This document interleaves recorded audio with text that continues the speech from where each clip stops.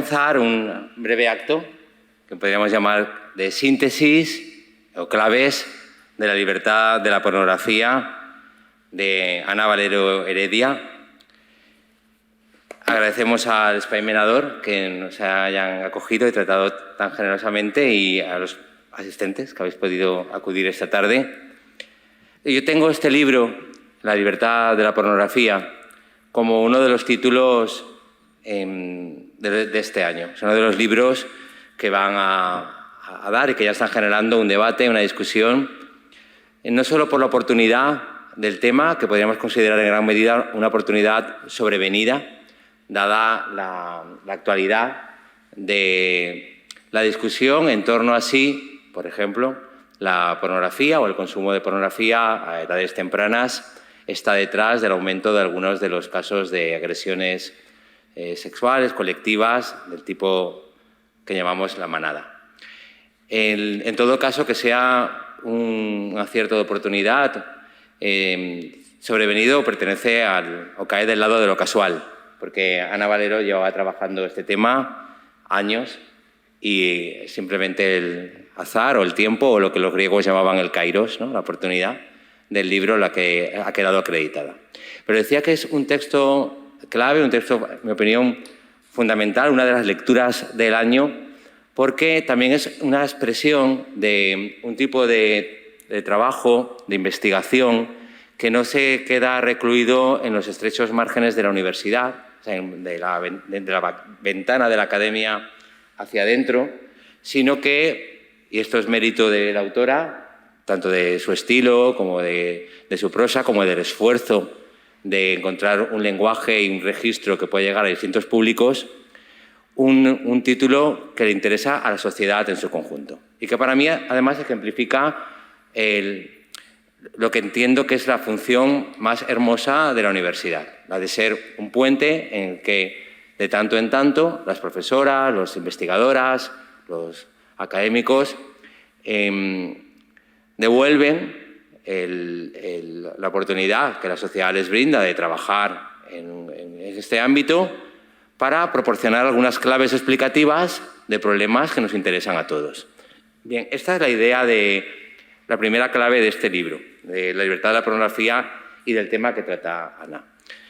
Es uno de los títulos del año, en mi opinión, porque no se queda en una perspectiva que podría haberle sido relativamente fácil a la autora, que es profesora de Derecho Constitucional en la Universidad de Castilla-La Mancha, profesora e investigadora invitada en una extensa nómina de centros internacionales y una investigadora acreditada en su campo, sino que esa perspectiva académica, que podría ser la de vamos a observar la pornografía y el fenómeno de la pornografía desde el punto de mira jurídico para ver cuáles son los límites, y entonces estaríamos hablando de la libertad de expresión, de la libertad de creación, o cómo se concilia con otros valores, o cómo se pondera con otras cuestiones. El libro lo que hace es complejizar el tema de la pornografía aportando una mirada que es, en un primer momento, cultural. Es decir, la pornografía desde una perspectiva cultural y, por tanto, sociocultural e histórica. ¿Dónde aparece el término? ¿Cuál es la forma de comprensión de la pornografía? Que etimológicamente podría significar, como se ocupa de destacar entre muchos otros, Pascal Quignard en El sexo y el espanto, retrato de una prostituta. Eso podría ser el significado más literal, teniendo en cuenta que ambos términos significan algo distinto de lo que entendemos por prostituta y por retrato hoy. La mirada de Ana Valero de los primeros capítulos de este libro es un recorrido histórico y cultural por la representación del erotismo, de la sexualidad y de una categoría que va evolucionando y mudando con el tiempo, que hoy llamamos pornografía. La pornografía no se limita a la imagen y el libro contiene ejemplos de textos que en su momento fueron calificados como tal, como pornografía o como obscenos, una nómina muy amplia, que puede ir desde Las flores del mal, de Charles Baudelaire, hasta el Ulises de James Joyce. Vista o recorrida esta perspectiva histórico, cultural y social de la expresión pornográfica, y aquí ya empieza a adivinarse el lugar donde Ana Valero quiere llevar a la pornografía, que es el campo de la expresión. Y, por tanto, tendrá que, como hace más tarde, analizar cómo ha sido o cómo ha evolucionado la categoría de lo obsceno, de la obscenity, en el ámbito constitucional y, en especial, en el ámbito constitucional norteamericano, que es un ámbito jurídico que se caracteriza porque, a diferencia de lo que ocurre en Europa, en el continente europeo y en los países de influencia, no es la ley, sino la jurisprudencia la que se encarga de delimitar cuál es la extensión de un derecho, en conflicto con qué valores se encuentra. Hay una serie de referencias que acaban, ya que hemos dicho que eran claves y que era síntesis, asumiendo la imposibilidad del ámbito jurídico, una afirmación que tiene mucho de las tesis de Niklas Luhmann, el sociólogo jurídico, cuya visión de la sociedad en su complejidad y, por tanto, del derecho era la de una serie de parcelas, que llaman subsistemas, cada uno con un criterio autónomo. En este capítulo, el segundo, que ya tiene que ver con la mirada constitucional de la categoría del obsceno, queda de manifiesto que no le corresponde al derecho establecer los límites ni de aquello que es artístico, ni tampoco de aquello que es pornográfico, toda vez que es un concepto lo suficientemente laxo como para que quepan en él manifestaciones muy distintas, desde un desnudo de Manet a un poema de un simbolista francés, a lo que propiamente podemos llamar sucesión de imágenes en movimiento de tipo pornográfico. Un apartado, en mi opinión, delicioso y muy inteligente de este capítulo, que tiene también un tinte social, sociológico, es el que Ana Valero, en el que Ana Valero desarrolla la tesis, avalada con datos, de que la pornografía comienza a observarse como un problema de moral social o de orden social, conforme también se desarrollan los medios de comunicación de masas o donde se amplía el acceso a lo pornográfico al pueblo. Cuando, en la medida que era consumido por una minoría de personas, de la aristocracia a la monarquía, no planteaba problemas de orden. Una tercera clave del libro, extraordinariamente trabajada a mi juicio, es la de la posición ideológica, las distintas posiciones ideológicas alrededor de la pornografía, que básicamente podríamos resumir en tres. La posición que observa la pornografía desde una perspectiva moral, donde la pornografía se expresaría en términos de mal, o sea, en términos de una acción que debe ser corregida, censurada por sus rasgos intrínsecos, o sea, por lo que es, ¿no? Esa posición podemos llamarla moral conservadora. Un debate en el seno del feminismo que, siendo un movimiento en el que hay una coincidencia a la hora de señalar que hay una asimetría, ¿no? un desajuste social en relación con la posición que ocupa la mujer y la que ocupa el hombre, que es rastreable en ámbitos muy distintos, no solo formales, sino siempre también simbólicos, ¿no? Culturales, artísticos, laborales, académicos, políticos, etc. En el debate del feminismo hay dos o tres cuestiones que producen una separación dentro del movimiento. Cuestiones más recientes, como la cuestión de los vientres de alquiler o la cuestión de la prostitución, pero también, y del colectivo LGTBI, y la transexualidad, pero también, o sobre todo, aquí, la pornografía. Y de la mano de autoras como Catherine McKinnon, Andrea Dworkin, Ana Valero lo que hace es resumir y exponer cuáles son los argumentos que el feminismo esboza en relación con la pornografía. En este punto rastrea y resume la posición que para algunas pensadoras, desde la que algunas pensadoras ven la pornografía como un daño en sí mismo, una suerte de paso previo teórico o de la imagen a lo que luego es la acción, ¿no? Una suerte de mala educación a partir de la imagen, haciendo bueno aquel dictum de Oscar Wilde, que conocemos por su obrita La decadencia de la mentira, donde dice aquello de que la vida imita al arte mucho más que el arte a la vida. Pues entonces aquí está, y es un gran enganche con la actualidad, la idea de si hay jóvenes cuyo aprendizaje sexual viene dado de la mano de vídeos pornográficos. Toda vez, además, que la difusión de vídeos pornográficos en la red, bajo el formato de Tube, es decir, no películas en salas, no revistas especializadas, sino una amalgama muy confusa, muy variada de vídeos de corta duración, normalmente sin guión, no estaría haciendo las veces de una educación sexual. Bueno, he dicho que iba a ser breve y la protagonista es Ana.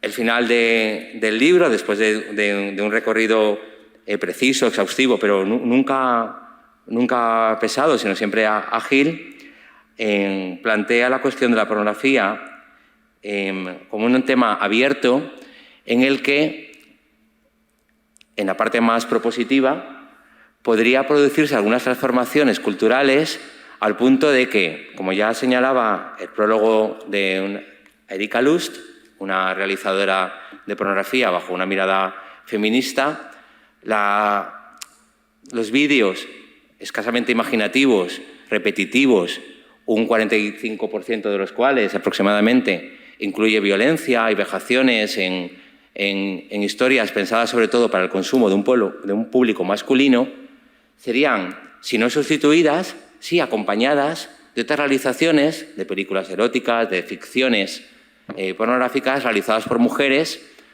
pensadas para la imaginación y la ficción de otra parte de la sociedad. Aquí en el aire, entonces, quedaban toda una serie de cuestiones actualmente en debate, extraordinariamente vivas. Debe limitarse el acceso a las plataformas de difusión en Internet.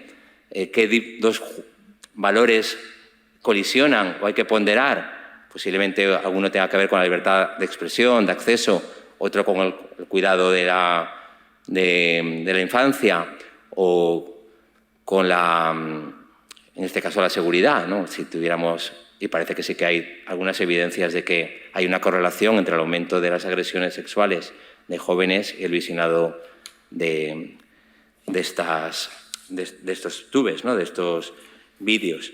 Ana Valero Heredia, y con eso termino, tiene una forma de escribir que no acaba de encerrarse o no se encierra y no encaja, a mi juicio, en la visión que tenemos de un profesor de Derecho o de un investigador universitario. En el sentido de que a ella le interesa mucho más dar respuestas, plantear preguntas, siempre resueltas en un estilo ágil, extraordinariamente bien escrito, que ha interesado y que está interesando a centros culturales y a periódicos de toda España, incluida la televisión pública, ¿no? Y yo creo que eso es tanto por la facilidad que tiene la inteligencia para plantear los problemas actuales como con una cualidad ya más humana, que es la de tener una completa responsabilidad con aquello que escribe, ¿no? Creo que es un texto que ha cuidado mucho de cara también al lector. Y esta es la primera pregunta, Ana, que te quiero hacer, después de estas claves, ¿no? de la libertad de la pornografía. ¿Cuál fue, en realidad, porque puede que me haya equivocado, la razón de este libro y cómo estás viendo esta cuestión de la coincidencia, de la oportunidad de que justamente hayas escrito un libro cuyas respuestas se han adelantado o han coincidido justamente cuando la gente está haciendo preguntas? Bueno, en primer lugar, dar las gracias a Jesús por la invitación, por la maravillosa presentación, al Espai Menador, porque es un lujo estar aquí, es un lugar que no conocía y es precioso. Gracias por acogerme. Y bueno, ¿qué me movió a escribir este libro? Pues yo había trabajado mucho todos los temas relacionados con la libertad de expresión y cuáles son los límites de la libertad de expresión. Y últimamente había escrito o había reflexionado bastante sobre el discurso del odio, el hate speech. Y bueno, coincidió que fui a la Universidad de Nápoles a hacer una conferencia sobre el hate speech en el marco de un seminario en la todavía existente disciplina de Derecho Eclesiástico del Estado, en Nápoles. Entonces, cuando terminó mi disertación, evidentemente el profesor que me invitaba no coincidía con mis argumentos ni con mis tesis, pero además añadió una frase dedicada a sus alumnos, 150 personas habría allí, como para desacreditar un poco mi discurso, en la que decía: desde luego, para mí, el único límite que existe en la libertad de expresión y sigue existiendo a día de hoy es la obscenidad. Claro, a mí en ese momento me llamó muchísimo la atención que en pleno siglo XXI pudiese todavía un profesor académico, con independencia de cuál fuera su ideología o su tendencia más religiosa o menos, ¿no?, que plantease este asunto en una universidad de Derecho. Pero claro, inmediatamente me fui a ver por qué este profesor había hablado de este término obscenidad, y entonces me di cuenta de que en Estados Unidos este es un debate que existe desde hace muchísimos años y que su Tribunal Supremo, que sería el equivalente a nuestro Tribunal Constitucional, ha dedicado muchísimas sentencias a hablar del concepto de obscenity. Y el concepto de obscenity es un concepto jurídico constitucional. Entonces, a una constitucionalista esto le llamó la atención. Y también, bueno, soy mujer, soy feminista, soy una mujer de izquierdas, además de académica, y todo lo relacionado con la pornografía y sus límites, la verdad que en ese momento me parecía un jardín, porque realmente es un tema muy, muy complejo y sobre el que no existen tesis definitivas, creo yo, porque yo no las tengo, creo, aún después de estudiar el asunto y escribir estas 208 páginas, pero era un jardín en el que me apetecía meterme, porque desde una disciplina académica el camino fácil era decir, bueno, la pornografía es libertad de expresión, pero desde planteamientos más feministas o de mi condición de mujer, etcétera, me surgían otros interrogantes, ¿no?, que me apetecía rastrear, indagar o al menos reflexionar sobre ellos. Y bueno, eso sería un poco la motivación. Entonces, dado que se plantean en el libro tres posiciones, la posición conservadora, cuya tesis es que la pornografía daña o corrompe a la sociedad en su conjunto. La posición feminista, que señala que en particular la pornografía hace daño a la mujer. ¿Qué ventajas encuentras en la última posición, la posición liberal, frente a la conservadora o la del feminismo, de una parte, quizá del feminismo? Sí, yo creo que me adscribo, se deduce de la lectura del libro, a las tesis liberales, no de Dworkin feminista, sino del Dworkin Ronald. Porque creo que desde mi punto de vista, limitar la libertad de expresión para proteger aquellos discursos que pueden corromper a la sociedad ya no es sostenible jurídicamente, ¿no? Es como un código moral hegemónico que condena, o no solo condena religiosamente, sino que también sanciona penalmente a todos aquellos discursos que puedan incitar a la corrupción de las mentes adultas o menores de una sociedad. Eso jurídicamente no creo que sea sostenible a día de hoy. El gran reto era, sin embargo, creo que en estos momentos, bueno, continúo y luego vuelvo sobre ello. El gran reto para mí era contestarme a la pregunta de si la pornografía daña a las mujeres, o esa pornografía de consumo mayoritario que todos conocemos y que yo llamo en el libro pornografía mainstream, ¿no? Y porque me interesa el principio del daño. Yo he desarrollado o me he adscrito a una concepción teórica sobre la libertad de expresión muy norteamericana. En Estados Unidos, y son las tesis a las que yo me adscribo también, la libertad de expresión solo puede ser limitada cuando existe un nexo causal, una relación causal directa entre un determinado discurso y un daño real e inminente a terceros o a otros bienes jurídico-constitucionales. Solo en ese caso, cuando existe una pronta y real posibilidad de que ese daño suceda, entonces es limitable la libertad de expresión, no cuando hipotéticamente cabe la posibilidad de ello. Entonces, claro, me interesaba analizar desde estas tesis de la relación causal y desde las tesis de Stuart Mill sobre la causalidad y el daño, si efectivamente la pornografía podía generar o podía producir ese daño concreto, real e inminente a las mujeres, a sus derechos, a su dignidad, a su integridad física, a su integridad moral, etc. Y, lógicamente, el tercer elemento que me importaba es con respecto a los menores, ¿no? Entonces, las conclusiones a las que yo llego, por sintetizar mucho, son las siguientes.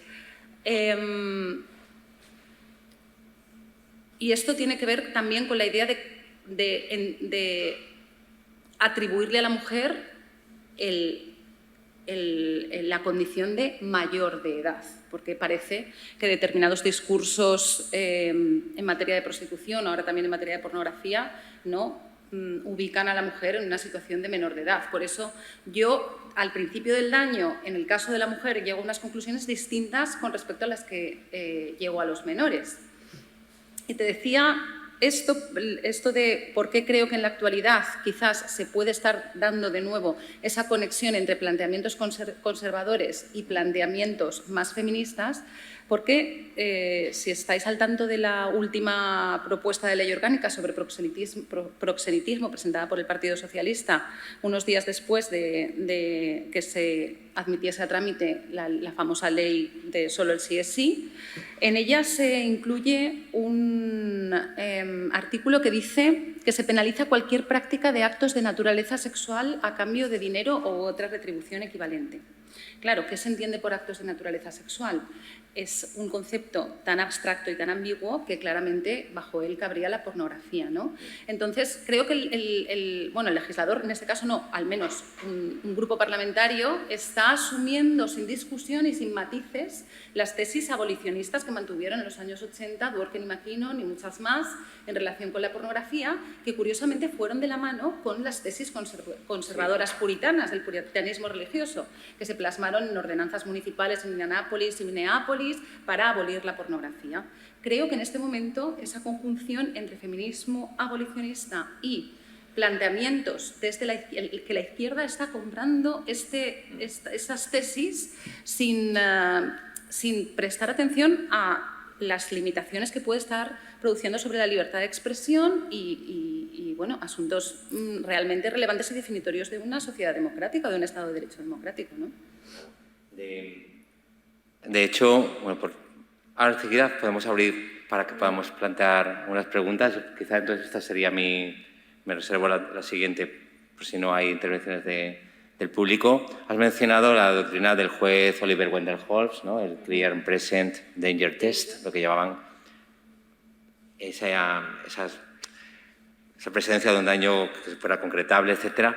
Pero en el libro hay todo un recorrido que tiene un punto de inflexión fundamental, que es el descubrimiento de las ruinas de Pompeya, sepultadas por el Vesubio, que dieron a conocer un tipo de vida, la romana del tiempo, en el que no solo deidades como Priapo o figuras híbridas o estímulos visuales formaban parte del domus, ¿no?, de la casa, sino supervivencia incluso en el románico y en todo un arte bajo medieval y que llega hasta a la sociedad, más tarde a la sociedad victoriana. O sea, como el sexo, podríamos decirlo, por acudir con una película en cartelera, el sexo se abre camino. O sea, la pornografía siempre se ha abierto camino, ¿no? Como la vida ha encontrado las formas de salir a la luz. Es una sociedad puritana, una sociedad llena de contradicciones, ¿no?, como la norteamericana, donde se trata de regular, y haces un recorrido, en mi opinión,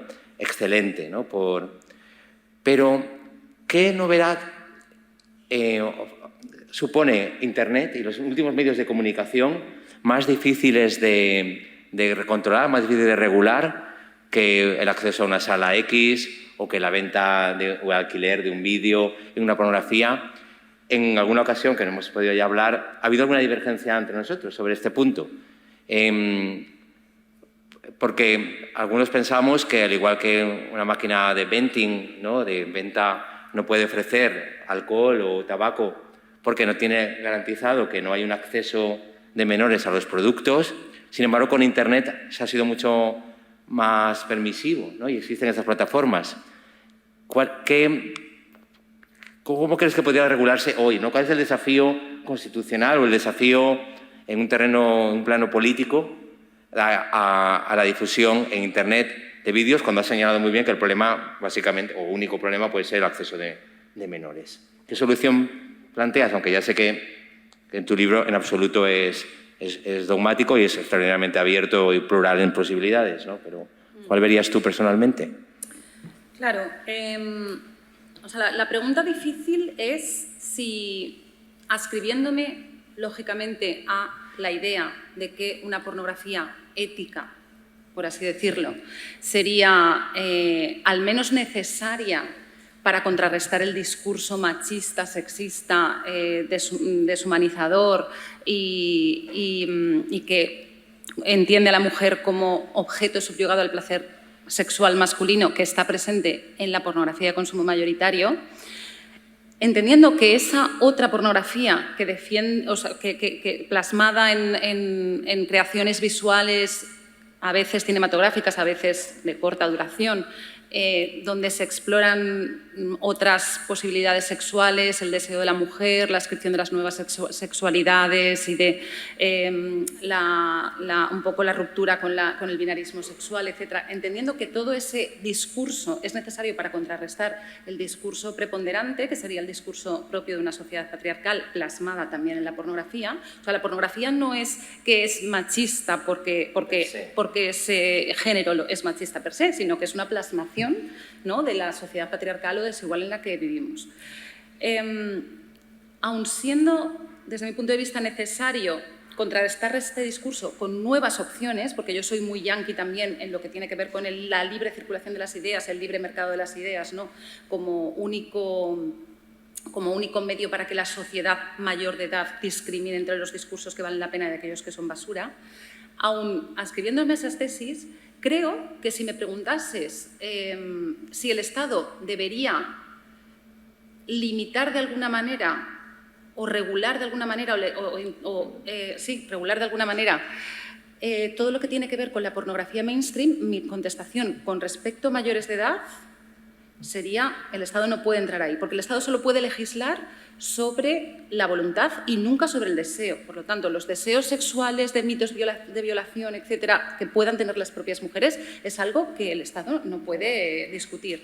En cambio, con respecto a los menores, sí que a partir de los estudios que he barajado, muchos de otros países, porque aquí hasta la fecha no se ha estudiado mucho, aunque hay algunos hechos ya en la Universidad de Islas Baleares y en alguno en Cataluña, de ello se deduce claramente que sí que existe ese nexo causal, es decir, que el consumo temprano de pornografía, que cada vez es más habitual y cada vez por personas más jóvenes, produce daños de tipo cognitivo o de tipo psicológico en los jóvenes, en los adolescentes. La edad de acceso es cada vez menor, hay estudios que hablan de 9, 8, 9 años como primer acceso, nativos pornográficos, es decir, aquellas personas que nunca han tenido un contacto sexual y que aquellos niños que acceden por primera vez a la realidad del sexo a través de este tipo de tubes, de vídeos tan agresivos en muchísimas ocasiones, porque hay realmente violencia. O sea, yo creo que en este tipo de vídeos no hay sexo, hay poder y hay dominación y hay violencia en buena parte de ellos.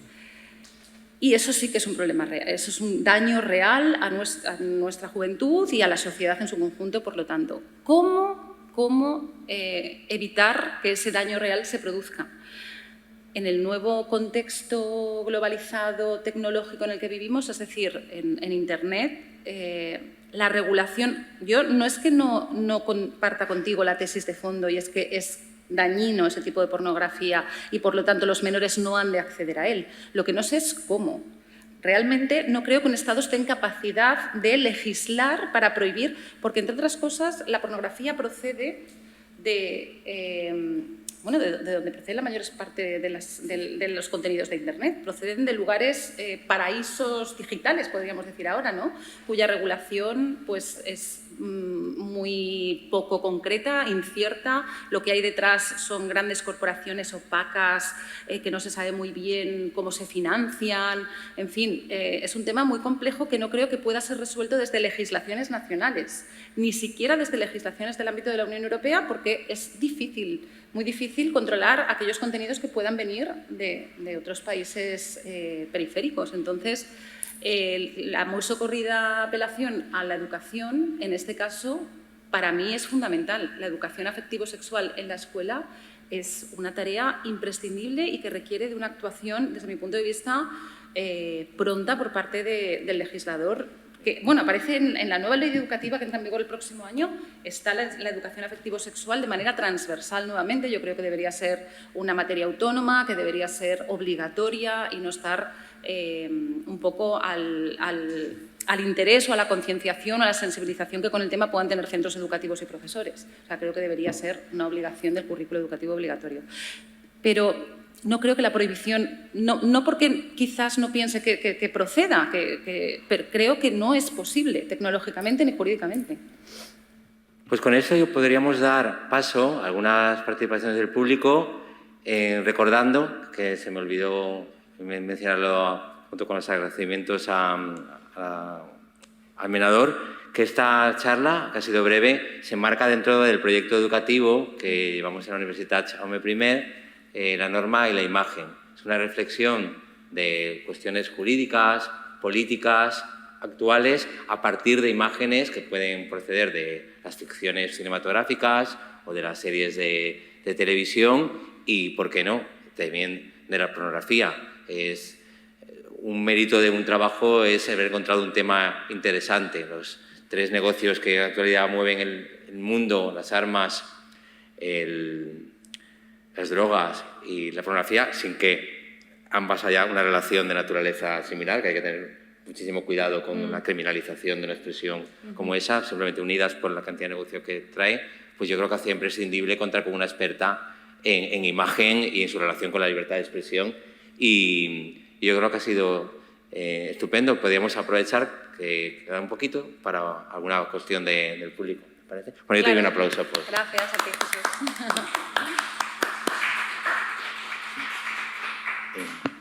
Pues adelante.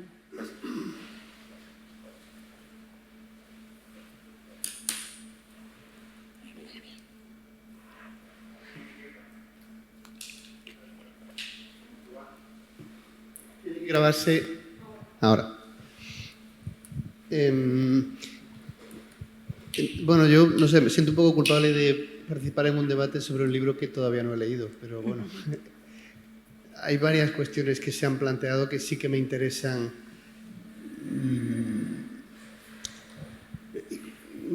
Estas que se han planteado y algunas conexas, ¿no?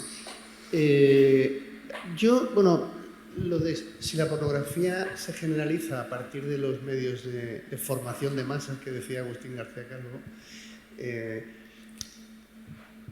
no sé, mi idea es que tal vez a lo que asistimos es a la industrialización de esto. Quiero decir que una cosa es, en ese planteamiento elitista, ¿no?, de Alfonso XIII, ahora esto es un producto de consumo. O sea, hay una industria que produce un bien de consumo y la pornografía se consume, no se contempla, ¿no? Entonces entra dentro de la lógica de los mecanismos de producción y por tanto de la industria. Puede que no compartas esta tesis, pero en fin, me parece que está conectada con lo que mencionabas, ¿no? Si es así, entonces la segunda hipótesis es que yo creo que la garantía de los derechos fundamentales empieza a desbordar al Estado. O sea, quiero decir que no solo es un asunto del Estado. Quiero decir que cuando tú puedes ser acusado de genocidio en una guerra y entonces lo que haces es enviar a una empresa a la que tú le pagas y ya no es responsable el Estado, decir una cosa son las empresas y otra cosa es el Estado en la garantía de los derechos fundamentales es una frontera que empieza a borrarse. Cuando esta directiva de Facebook reveló que en Facebook son perfectamente conscientes que muchas adolescentes tienen problemas de autoestima derivado de esto, que uno diga, esto es un negocio, ¿a mí de qué me habla? Bueno, yo empezaría a plantearme límites a la actividad empresarial cuando se puede probar que existe un daño, ¿no? Y aquí además me parece que hay un paralelo con otras cuestiones, o sea, digamos, no es una restricción de la libertad el que esté tipificado el proxenetismo, porque no se penaliza que alguien se dedique a la prostitución, sino que alguien monte una industria, digamos, que alguien haga un negocio de esto. Entonces, distingamos, no planteemos como el ejercicio de libertades individuales, o en el mismo plano que el ejercicio de las libertades individuales, una cosa que es un sistema de producción industrial, donde yo creo que sí que existe una posibilidad de decir, aunque sea por derecho de daños en términos de Estados Unidos, ¿no?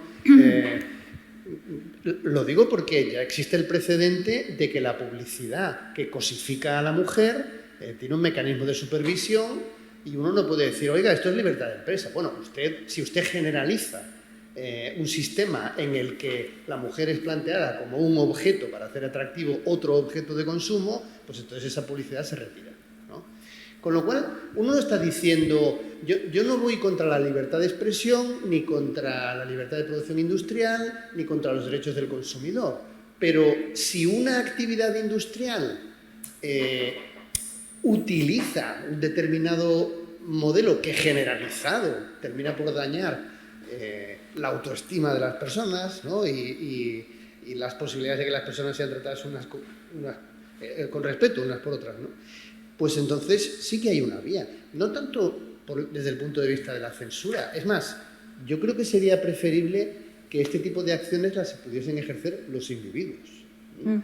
Quiero decir que incluso siguiendo el modelo norteamericano, las class actions, ¿no? Si uno dice, me parece que este tipo de beneficios industriales se hacen a costa de dañar una determinada imagen, en la medida en que yo ejerzo la acción, pero en representación de todos los que pueden sufrir este daño, demando a esta industria.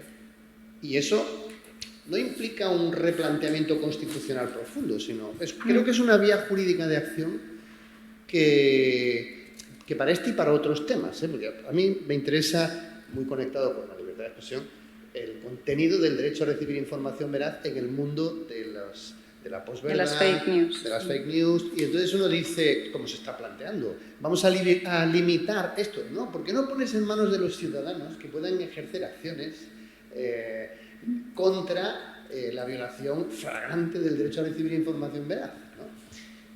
Por parte de instituciones públicas o privadas? Entonces, pues en el mismo plano, una industria montada para generar unos beneficios que supone un daño a unas personas, pensemos qué tipo de acciones pueden ejercer esas personas para no ser dañadas, ¿no? Gracias. Sí, lo llamativo es que nunca como ahora se ha consumido tanta pornografía y nunca como ahora, quiero decir, estamos en la época en la que quizás más se consume, por utilizar el término que te has empleado, con pornografía, y menos productoras cinematográficas de cine pornográfico o de creaciones pornográficas hay. Es decir, esto ya no es una industria reconocida y reconocible con una personalidad jurídica a la que uno se pueda dirigir a través de una acción legal, ciudadano o Estado.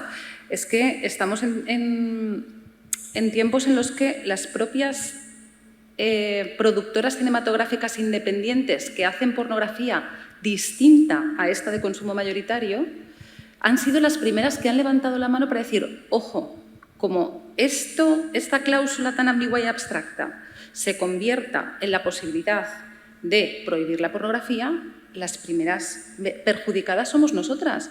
Porque la gran industria del sexo es como la industria armamentística o como la industria de las drogas. Quiero decir, es exactamente igual. Midweek, creo que se llama, la empresa que está ubicada en Luxemburgo, de la que dependen las 3 webs de consumo mayoritario de pornografía agresiva o pornografía de consumo mayoritario, como Pornhub, los portales así como más potentes, ¿no? Es muy difícil, antes decía, es muy difícil regular, pero es que es muy difícil dirigir acciones a estructuras financieras opacas, porque realmente son opacas. Entonces, creo que en este tema, como en el de la prostitución, teórica o filosóficamente podemos tener posiciones en un mundo ideal abolicionistas, pero ojo, porque si llevamos al extremo y a la práctica, hoy leía en Contextos un artículo con referencia a la prostitución que decía la abolición es la teoría, la regulación es la práctica, porque es que en la práctica la aplicación de artículos o de leyes de estas características lo que implica precisamente es silenciar o impedir que tengan voz aquellos que están haciendo discursos alternativos en lo sexual.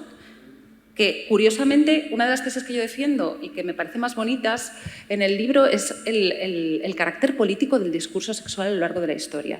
La representación del sexo que ha encontrado en el arte su vía protagónica es el cauce a través del cual el discurso sexual se ha articulado a lo largo de la historia. Desde en las cuevas prehistóricas ya aparecían, ¿no?, dibujos de actos sexuales y, bueno, en todos los momentos históricos el discurso sexual, la representación de la sexualidad ha actuado como un discurso contracultural, porque el discurso hegemónico siempre era precisamente la censura. O sea, yo creo que expresión sexual y censura van de la mano. ¿Qué pasa? Que a día de hoy esa dimensión política de la expresión sexual no existe, ni desaparece en estos tubes de consumo mayoritario. Desaparece, por un lado, el carácter artístico, porque lo estético y lo artístico desaparece completamente, y por otro lado, sobre todo, el carácter contracultural, la dimensión política del discurso sexual. ¿Por qué? Porque lo que están haciendo es acuñar, proyectar y reafirmar la desigualdad estructural existente entre hombres y mujeres por el lugar que ocupa la mujer en estas creaciones. En cambio, creo que esta otra pornografía alternativa, que además de atender a los rasgos artísticos, porque utiliza instrumentos del arte para sus creaciones, además está haciendo ese discurso contracultural para contrarrestar el mayoritario. Entonces, este tipo de leyes tan generales y abstractas pueden producir el efecto pernicioso, el efecto contrario al teóricamente pretendido. Es una cuestión difícil. No es fácil. O sea, es fácil en la teoría, pero su puesta en práctica no es fácil. No. Pues entonces cerramos así, con esa suerte de propuesta de, o sea, una mejor pornografía, una pornografía que siga teniendo un potencial contracultural, un potencial inclusivo y un potencial todavía más plural. Pues agradecemos mucho a todos los que habéis estado aquí y a Navarro que nos haya dado, que haya podido trasladarse a Castellón para hablarnos de este tema tan actual. Muchas gracias. Muchas gracias a ti, Jesús, y a todos los que estáis aquí. Gracias. Muy bien, Ana.